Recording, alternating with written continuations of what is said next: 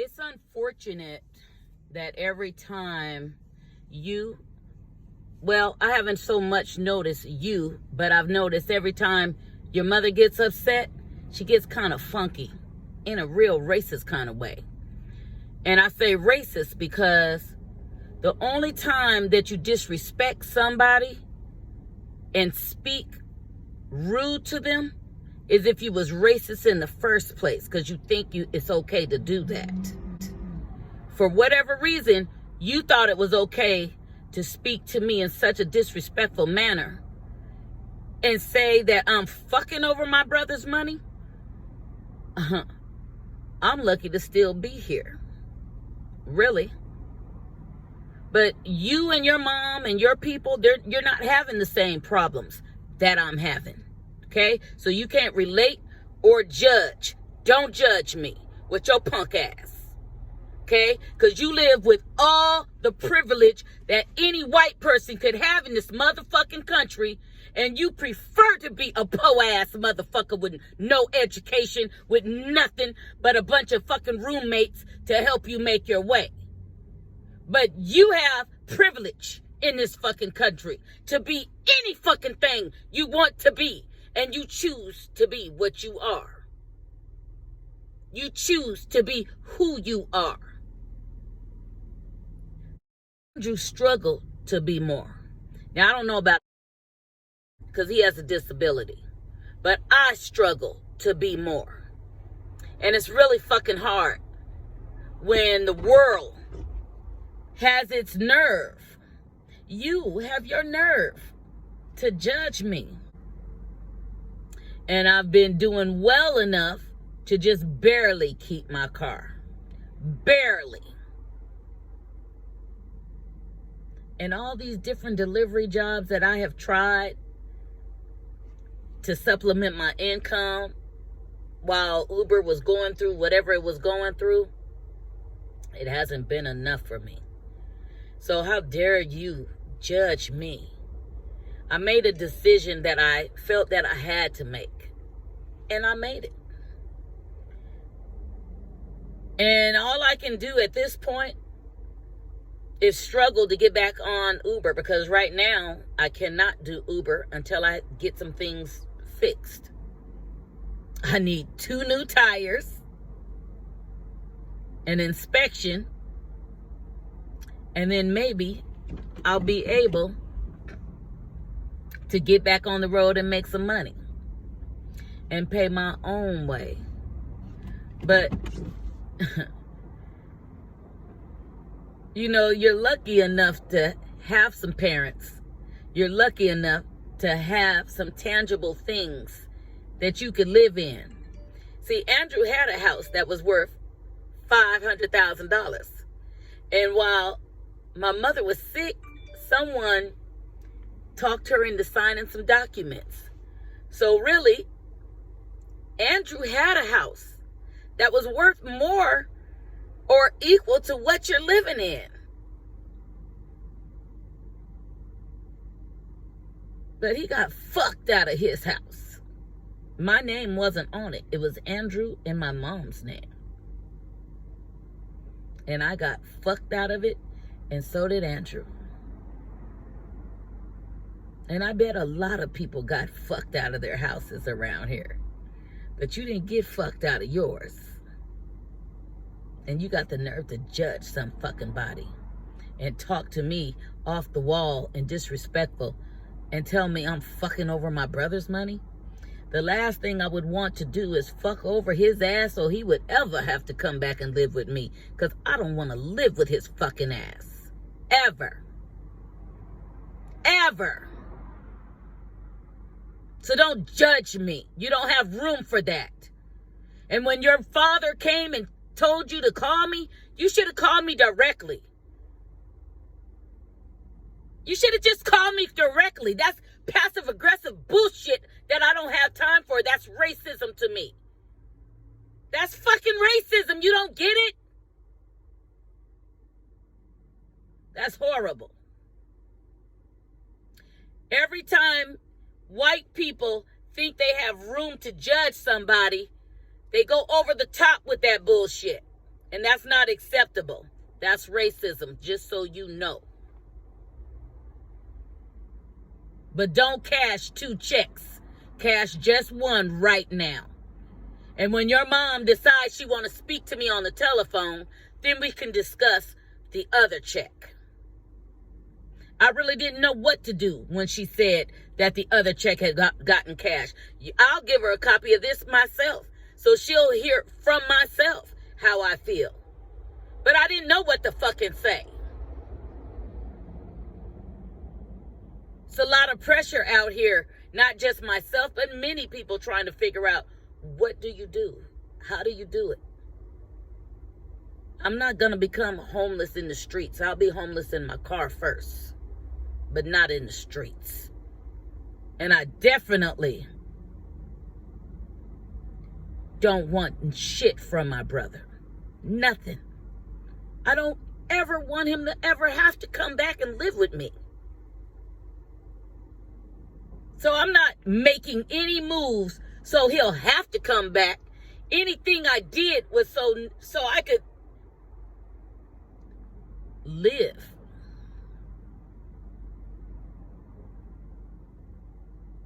And I'm just trying to make it.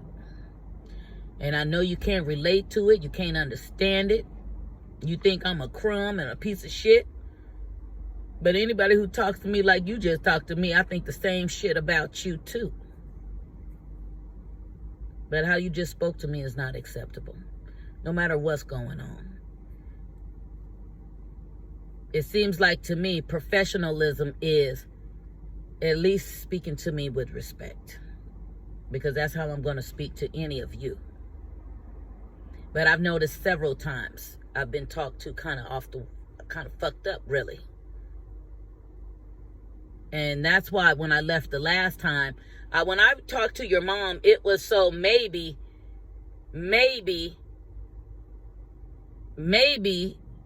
she could be the person that issues him his money. But I saw something I didn't like, and I felt uncomfortable with that. So I felt uncomfortable with making that choice. And I won't make that choice. But whatever I'm going through, I just have to take it 1 month at a time. And I apologize that you're so upset that I have to be a piece of shit to you. But what really bothers me is you try to make it sound like I'm taking advantage of Andrew. But a couple of years ago, when he and I were living in a contract together, he signed another contract without allowing me to even read what he had even signed. And that put me in a real bad position.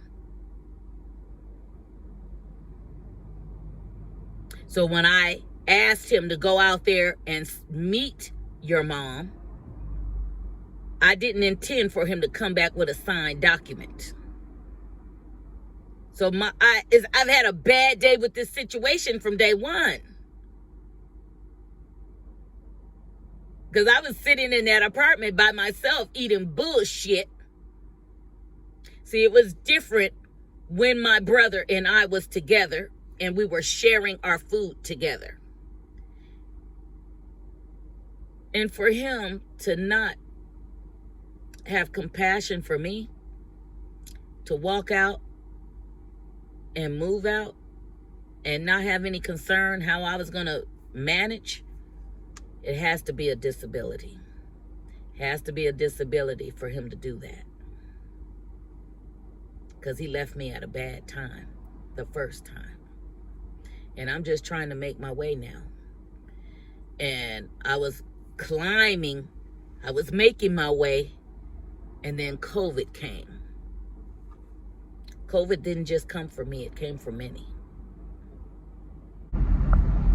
See, had my brother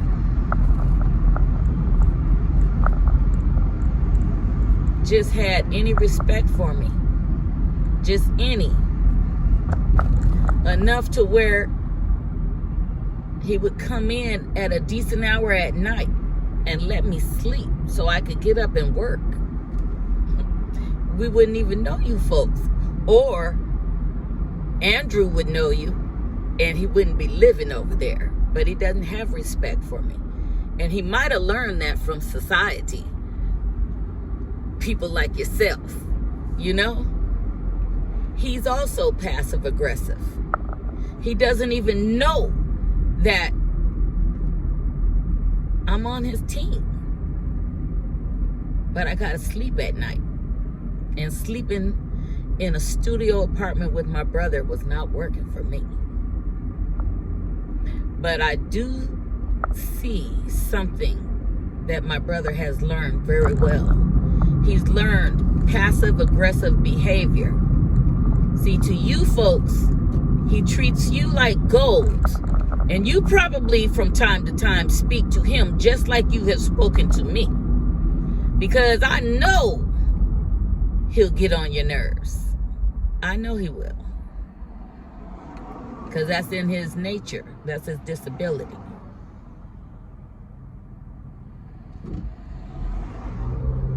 But the sad thing is, he'll give you more respect than he'll give to me, or than he'll expect from you. That's the respect I won't get from him. And that's why we're even living apart.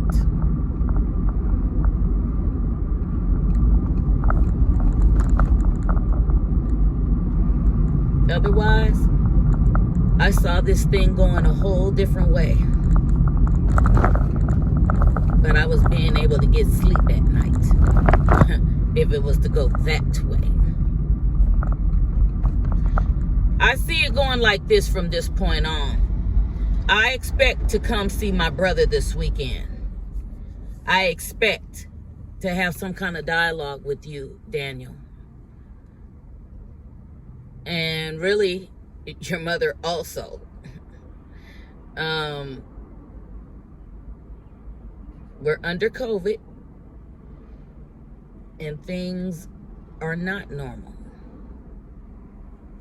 And I didn't know what to say. When I tried to call and identify that that check shouldn't be cashed, your mom said it had already been deposited. I really didn't know what to say. And for her to say to me, well, that was your chance to say this and say that and say this.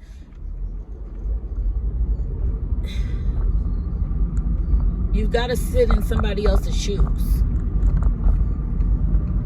And for whatever reason, all I can say is I didn't say anything because I didn't feel comfortable to say anything. I was hoping that it would sort itself out fast, and it didn't. And here we are. Not with just the situation, but with the disrespect. And I don't think the situation calls for disrespect. Nothing calls for disrespect.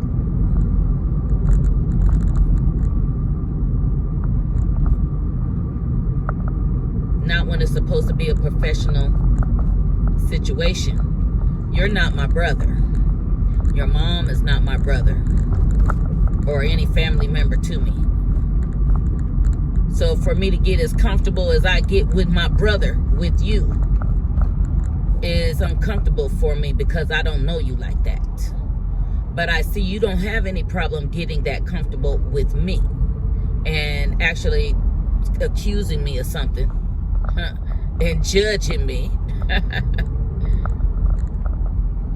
That's funny to me. Because you live in a world of privilege where you can change your situation just like that. But you choose not to. And for your mom to get on the phone and judge me like you could have did this and you could have did that. I did, but I felt comfortable doing it. And I hoped that I would have been able to resolve it, and I wasn't able to. So when I come to look for my brother, I already anticipate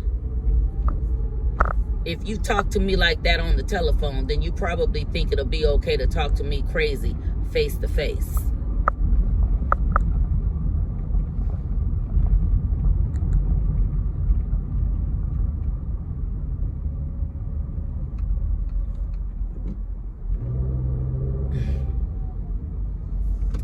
And my brother probably thinks the way you think. I don't know. But right now, he's caught between a rock and a hard place. And he doesn't know what to do because he can't even get on the phone to talk to me unless he's allowed to use your phone.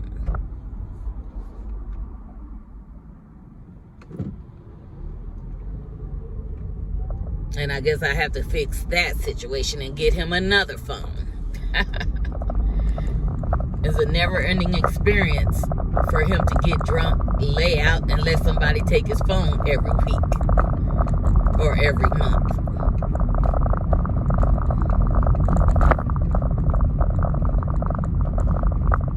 I'm venting because I'm upset that you folks think that you can judge me and talk to me any type of way. I know what passive-aggressive is. I know how it manifests itself.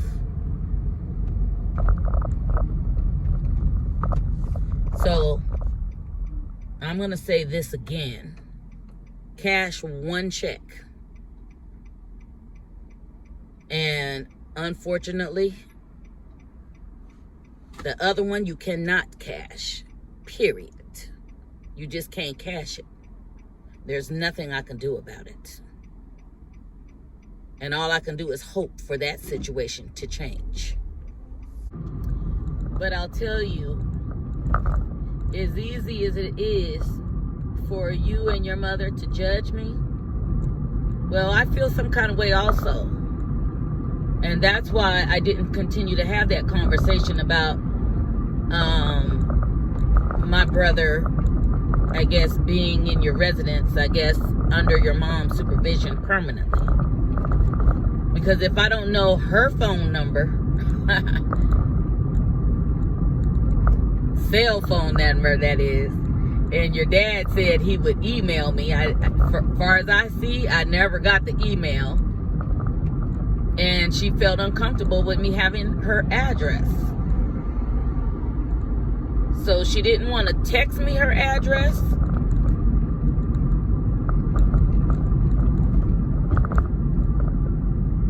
And I guess wouldn't even tell me what the address was at some point. And so that made me feel a little uncomfortable. I plan to go live out of state. My brother's going to be living with some folks that I don't have the cell phone number to. I don't have an address for. I know where you live, but I don't have an address. And I don't have an email. Okay. That makes me feel weird. But I guess I can't say it's more weird than not being able to cash a check.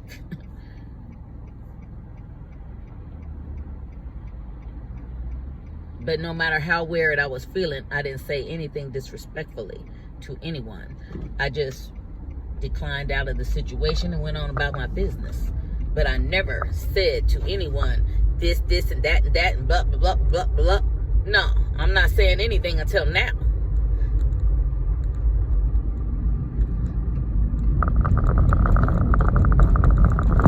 But I'm not sitting in your shoes to know why you react like that. Why you don't want me to have your cell phone number or your email address. You know, I mean, that's kind of weird to me too, but it's nothing enough to make me talk to anyone disrespectfully, you know?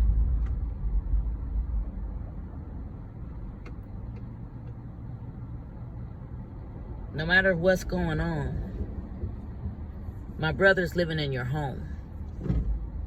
And if you don't feel like you can respect me while he's living there, no matter what the situation is, that's something we need to talk about. Like, what is the alternative going to be for him? Because maybe I need to go and apply for some type of housing for him at this point, and it's going to take a few years for him to actually get into it. So maybe that's where we are now. And I'll start looking into that.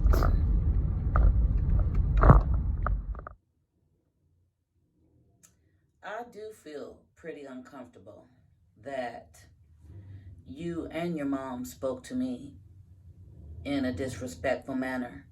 She actually hung up in my face. And the only thing I guess I can do with that is go and apply for housing for my brother. Okay? Because in that situation, he's probably going to be paying less than a couple $100 in rent in a month. And that will put a whole lot more money in his pocket every week.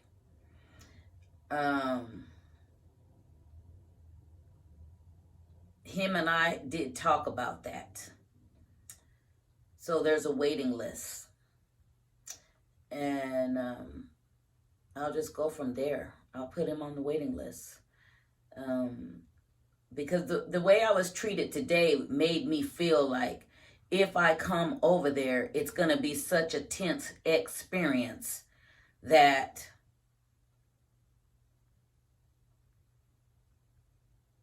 I might need to start making plans for him to be somewhere else. But Andrew, I've been the only one here working with him. I'm not just going to run off to Texas. I'm going to hang around for a while.